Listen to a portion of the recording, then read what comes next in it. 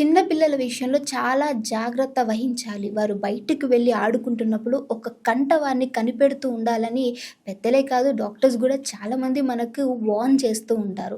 But అలా ఒక్కవేళ మనం గ్రహించినట్లయితే ఈ మధ్య కాలంలో మనం చూస్తూ ఉన్నాము. బయట అంటే వీధి కుక్కలు ఎక్కువైపోయాయి అని చెప్పేసి. అలానే గుంటూరుకు చెందినటువంటి ఒక బాలుడు రోడ్ మీద ఆడుకుంటూ ఉంటే వీధి కుక్కలొచ్చి అటాక్ చేయడం వల్ల హాస్పిటల్ తీసుకొని వెళ్లారు. బట్ ఇంజెక్షన్ అనేది అంటే రేబీస్ అనే ఇంజెక్షన్ చేయించకపోవడంతోటి ఈ వ్యాధి లక్షణాలు ఎలా ఉంటాయనంటే ఒక వారం నుంచి 3 వారాల లోపల ఈ వ్యాధి లక్షణాలు కనిపిస్తాయి. ఒకవేళ గుర్తించినట్లయితే ఒక్కసారి రేబీస్ సోకినట్లయితే మరలా ఆయనకి ట్రీట్మెంట్ కూడా ఉండదనమాట. ఆ బాలుడికి అదే జరగడంతోటి రీసెంట్‌గా 3 డేస్ బ్యాక్ ఆ బాలుడు చనిపోయాడు. బట్ దానివల్ల వచ్చే సింప్టమ్స్ అనేవి చాలా దారుణంగా ఉంటాయి. అది పెద్దవాళ్ళే తట్టుకోలేని ఈ లక్షణాలను మరి ఆ చిన్న బాలుడు ఎలా తట్టుకుంటాడు?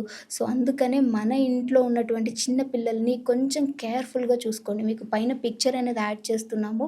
ఒక్కసారి బయటకి వెళ్లారు అనంటే వాళ్ళ ఇంటికొచ్చేంత వరకు వాళ్ళ పైన ఒక కంటి వేసి పెడుతూనే ఉండండి.